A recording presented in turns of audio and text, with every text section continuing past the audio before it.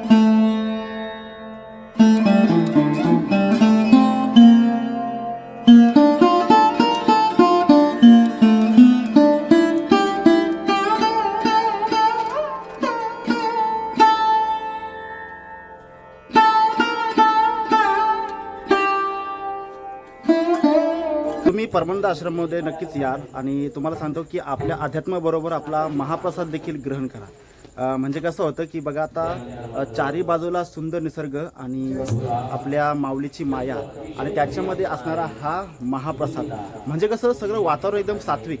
आता महाप्रसाद बनवतात आणि मस्त वाटेल तुम्हाला. मी खरं सांगतो की तुम्हाला आता मी तारीख पण सांगितलेली आहे आणि पुढे देखील तारीख सांगणार आणि महत्त्वाची तारीख जी आहे ते देखील तुम्हाला मी सांगणार. म्हणजे कसं आहे, नक्कीच या स्थळाला भेट द्या, कारण आपल्याला हे तीर्थक्षेत्र आहे ना तर हे आपल्या जागतिक स्तराचं तीर्थक्षेत्र करायचं आहे.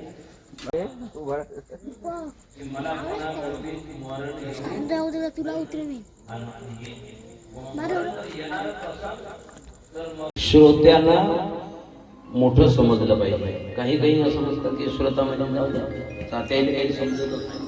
काही सांगतात महाराज कीर्तन करायचं असलं ना, मृत्यू कोणाला? मृत्यू न जाने जाती पाती, मृत्यू न जाने दिन वर राती, मृत्यू न जाने बूढ़ा बच्चा, मृत्यू न जाने लुच्चा सच्चा,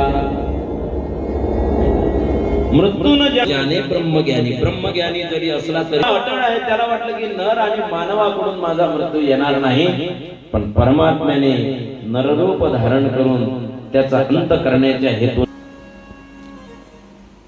प्रभू रामचंद्रजीला वनवास झाला आणि त्या वनवासामध्ये सीतामाई लक्ष्मण भैया येऊन पाहतात तर आश्रमामध्ये सीतामाई दिसत नाही. तेव्हा सीतेच्या शोधाकरता प्रभू रामचंद्रजी प्रत्येक वृक्षाला हे सीते, हे सीते, हे सीते म्हणून मात्र हाका मारली आहे. ती मात्र लीला चरित्र करीत आहे म्हणून मनामध्ये मात्र अति प्रसन्न होऊन ती लीला जी आहे ती लीला बघत. परमात्म्याला काय कळत नाही? अरे परमात्म्याला काय कळत नाही? साध्या मुंगीच्या पायामध्ये घुंगरू जरी वाजलं तरी ते परमात्म्याला ऐकू येते.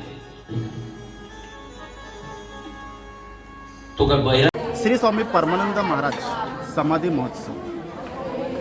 हा समाधी महोत्सव म्हणजे आमच्या या पंचक्रोशीतला एक मोठा असा महोत्सव. अगदी कांदळवनाच्या मध्ये म्हणजे चारी बाजूला पाणी, झाडी झुडपे आणि त्याच्यामध्ये हे नंदनवन आहे जे आमच्या परमानंद महाराजांनी बसवलेलं आहे. अनेक लाखो भाविक भक्त इथे येत असतात, महाराजांच्या पुण्याचा आशीर्वाद घेतात. प्रत्येकाला चांगला चांगला अनुभव आहे त्याच्याप्रमाणे येतो आणि मी देखील त्याचसाठी येतो. विशेष म्हणजे काय की इथे रामकथा घेतली जाते. प्रत्येक कार्यक्रम इथे घेतला जातो. त्याचा बॅनर मी तुम्हाला प्रदर्शित करतो.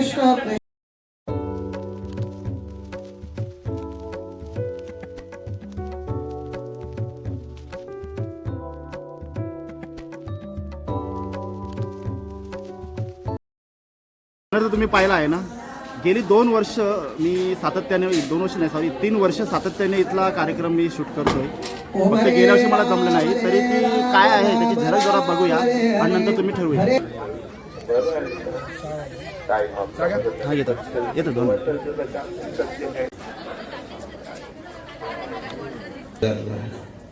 येताना रव्याला बरं का जनार्दन पाटलांचं वास्तव्य केलं. इकडे सगळे झोपडी बनवली, स्वामी त्याच्यात राहायला आनंद वाटला.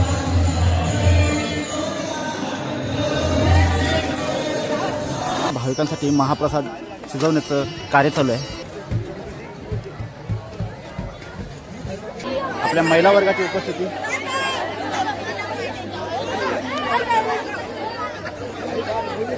आणि आपण जसं पुढे पुढे जाऊ तसं आपणास विविध प्रकारचे खेळणी वगैरे दिसतात. खेळणीवाले या ठिकाणी सुंदर रामकथा होते आणि शिवाय या रामकथेमध्ये एक शिवविवाह असा सोहळा आलेला आहे, तर तो आपण बघूया आणि आरती करूया. ओम शुभम भवतो सावधान.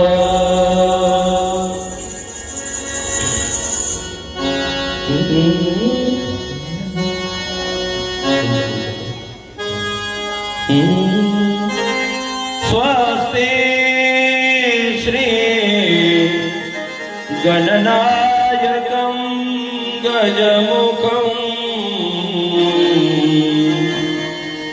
मोरेश्वरं सिद्धिदं पल्लाळो मुरडं विनायकमं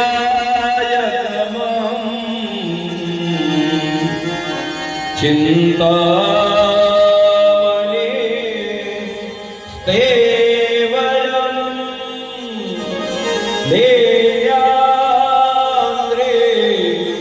गिरिजात्मकं सुवर्णं विघ्नेहरं ओझरं ग्रामो राञ्जन स्वस्तिदं गणपति कुर्यात् सदा मङ्गलं वधूवर्य शुभं भवतु.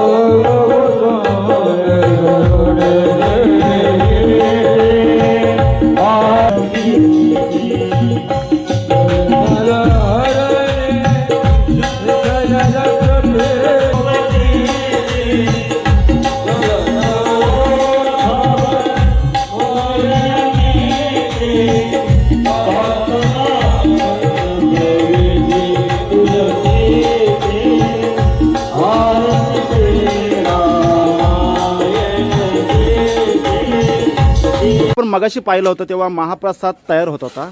आता आरती झालेली आहे आपली आणि महाप्रसाद आता म्हणजे महाप्रसादाचा आता लाभ आपले भाविक भक्त घेत आहेत.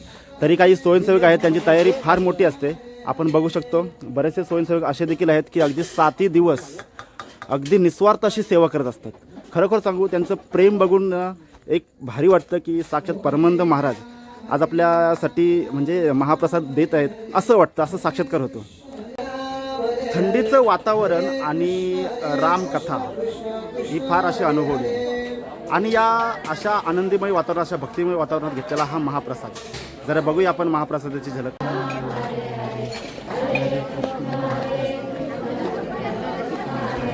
ओम हरे राम राम राम हरे हरे, हरे कृष्ण कृष्ण कृष्ण हरे हरे.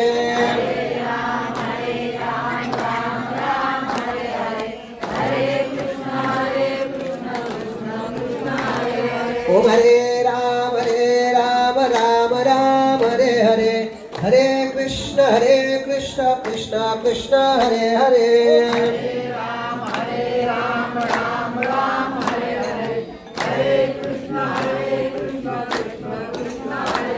ओम हरे राम राम हरे हरे, हरे कृष्ण कृष्ण कृष्ण हरे हरे.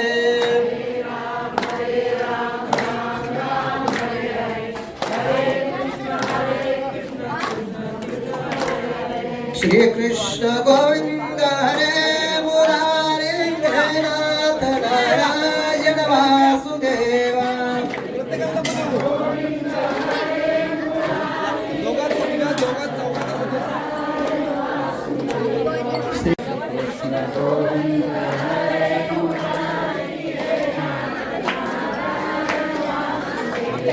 हे नाथ नारायण वासुदेवा, हे नाथ नारायण वासुदेवा. वदनी कमल घेता नाम घ्या श्रीहरीचे, सहज हवन होते नाम घेता पुकाचे. जीवन करे जीवित्वम अन्न हे पूर्ण ब्रह्म, रुधर वर्णो हे जानिजे यज्ञ कर्म.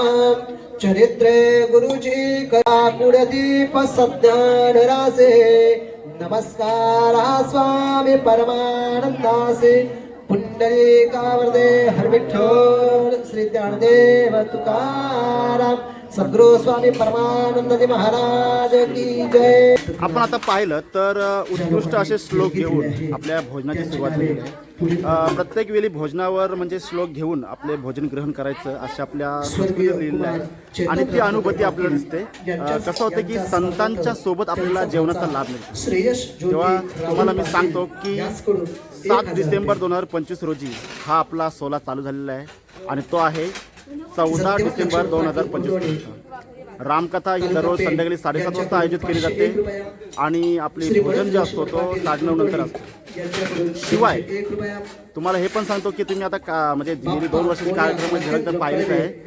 तेव्हा जर तुम्हाला या 7 दिवशी जर जमलं नाही, कारण काय शक्यतो जमलं तर खूप छान होईल, कारण अखंड रामायण आहे ना ते आपल्या समोर महाराज आपल्याला म्हणजे दाखवतात. आपण टीव्हीमध्ये रामायण पाहतो आणि आपण पुस्तकामध्ये रामायण वाचत असाल तर प्रत्यक्ष रामायण अनुभवायला आपल्याला म्हणजे संतांच्या मुखातून ऐकायला भेटतं. तेव्हा रामकथेला जमलं तर नक्की या. आणि जर तुम्हाला नाही जर जमलं तर तुम्हाला सांगतो की ह्यावेळी शनिवारी म्हणजे 13 डिसेंबर 2025 ह्या दिवशी सकाळी म्हणजे ग्रामपंचायत पुष्पवृष्टी असते. सदस्य महाराजांची याचकडून एखादा समाधीगिरीची एक वेळी वेळा सकाळी असल्यामुळे पुष्पवृष्टीचा श्रीमती- सोहळा हा सकाळी असतो आणि शिवाय त्या दिवशी जत्रा देखील असते. आणि रविवारी म्हणजे एकादशी एक दिवस अगोदर म्हणजे सुमती कृष्ण पाटील की याचकडून 14 डिसेंबर 2025 बरोबर आहे की श्री त्या दिवशी आदित्य काला हरी असतो पाटील आणि आपल्या या सोनखार सोहळ्याचा सांगता याचकडून होते. 51 तेव्हा रुपये, बरेच वेळेला असं म्हटलं जातं की एक श्री वेळेला दिनेश आपल्या केशव सप्त्याला नाही यायला भेटलं म्हात्रे पण काला मात्र याचकडून नक्कीच या. 51 बघा रुपये, यावेळी रविवार आहे काल्यासाठी आणि श्री हरिश्चंद्र छान आहे. महादेव तेव्हा बंदर पुष्पवृष्टी आणि काला हा तात्या नक्कीच करा. याचकडून पाहिजे एक 101 दिवस कामावर रुपये, सुट्टी करा पण नक्कीच या.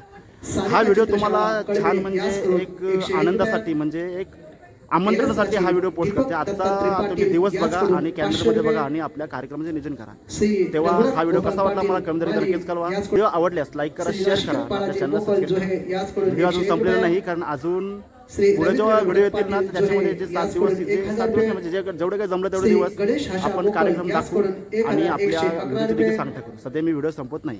श्री जय संदीप परमानंद मधुकर महाराज. पाटील